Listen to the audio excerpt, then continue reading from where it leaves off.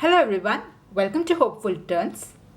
In today's video, I'll be sharing with you the pattern for a very easy crochet stitch, and you can use this stitch in your crochet blankets, scarves or even sweaters.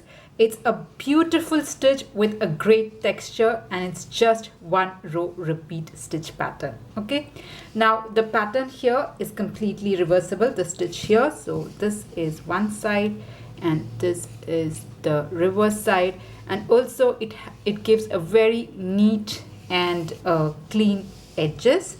Now I am in the process of making a scarf here, so I do have one more sample with a solid color.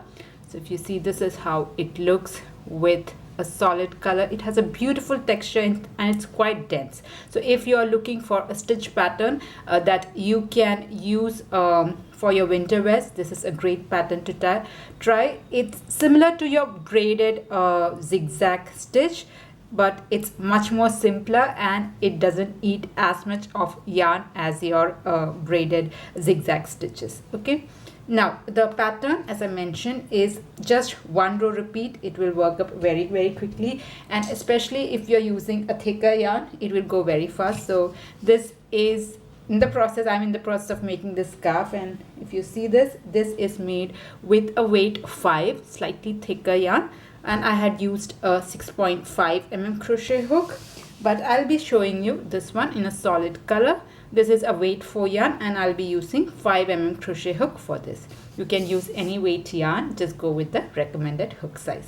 Now if you're looking for other stitch patterns, I do have a playlist for that, so do check that up. You can find the link in the description box or on the I button that is coming up here.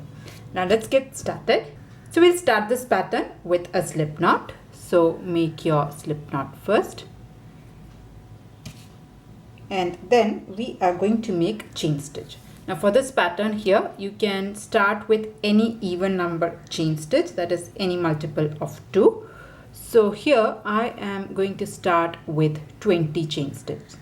So you can start with any even number. Okay, so I'll make my 20 chain stitches first.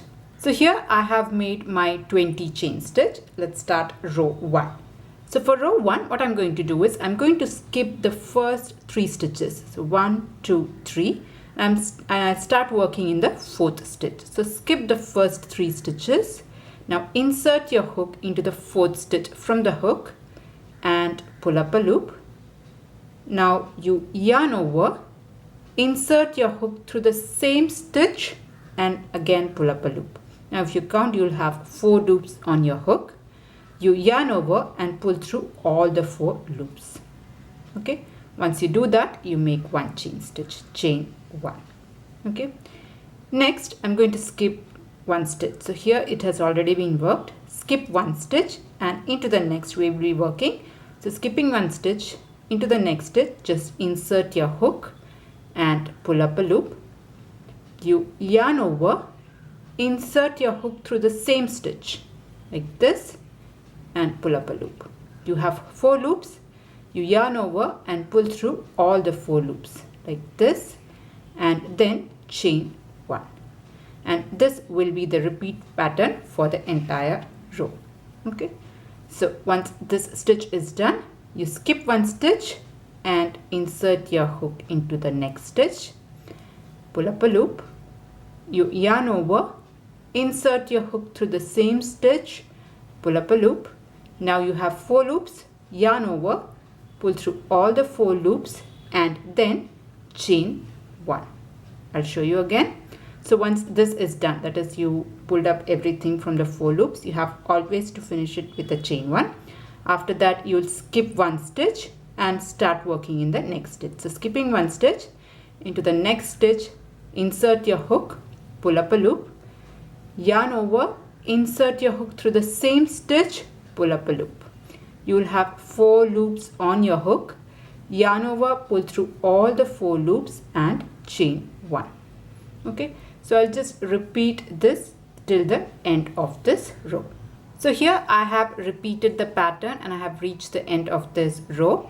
I have last 2 stitches left. Okay, so skip the second last stitch and we'll work in the very last stitch. Okay, so insert your hook and pull up a loop.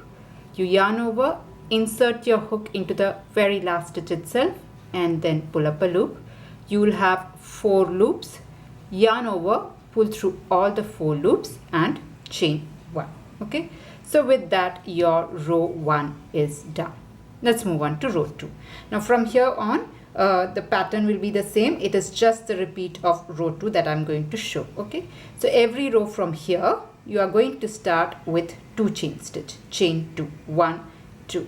So if you count the chain 1 that we had put earlier, in total we have 3 chain stitch. Okay, so after you pull over through all the 4 loops, you can actually make 3 chain stitch. So chain 1 to lock and then extra 2 chain stitch. Alright, so once you make that 2 chain stitch, you turn your work. Okay, after that, if you see, if you just pull your stitches like this, the first stitch you can put here, and if you see there are 2 gaps, 1 and 2. The gap that is closer to you or closer to this edge, this is where we'll be always working our first stitch. So after you make 2 chain stitch, find this gap, insert your hook, pull up a loop, yarn over, insert your hook through that same stitch and pull up a loop. You'll have 4 loops, yarn over, pull through all the 4 loops and make 1 chain stitch to lock this up. Okay, and now we are going to repeat the pattern, and from here on you're always going to work your stitches here. So if you see, this is where our puff stitch kind of a thing was. So if you split open, you find a gap, one that is closer to this. Okay, so this is where we'll be working our stitches. One here, this is your next puff stitch. If you push on, you can see there is a gap here, not this one but the one that is closer to this. Okay, so I'm going to do that. So this is like your puff stitch, just close to it you have a gap there.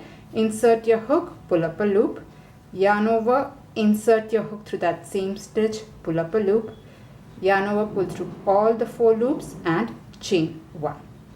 Now come to your next stitch. So this is your puff stitch, the gap that is near. So if you just pull open this, you have a gap here, you have a gap here. Don't count this one. So if you see, you have this gap, one that is closer to this. This is where we'll be working. So insert your hook, pull up a loop, yarn over, insert your hook, pull up a loop, yarn over, pull through all the 4 loops and chain 1. Now we'll work the next stitch. So if you see here, this is our next puff stitch, the gap that is very close to it. So you have 2 gaps, one here, one here. Okay, so one that is very close to this one. This is the place where we'll be working the stitches. So I'm just going to go ahead and repeat the pattern. So here I have reached the end of this row here. This is my very last puff stitch. Now for the very last stitch, we are going to do slightly different so that you have a very sharp edge. So instead of putting it very close to your puff stitch, so this was your last puff stitch, you have a gap here. This is where we were putting all this time, but only in the last stitch we are going to put it towards the very end. All right, so that you have a very straight edge. So not the usual one, not this gap, but the one behind it. Okay, so just insert your hook, pull up a loop, yarn over, insert your hook, pull up a loop, yarn over, pull through all the 4 loops and chain 1. This is only for the very last stitch. Okay, once this is done, I'm going to repeat it one more time to show you how to do it. So it is going to be a repeat of row 2 only. So I have made chain 1 to lock this up. After that, I'm going to make 2 more chain stitch, 1, 2. So every row we are going to start with 2 more chain stitch, or you can say in total 3 chain stitch.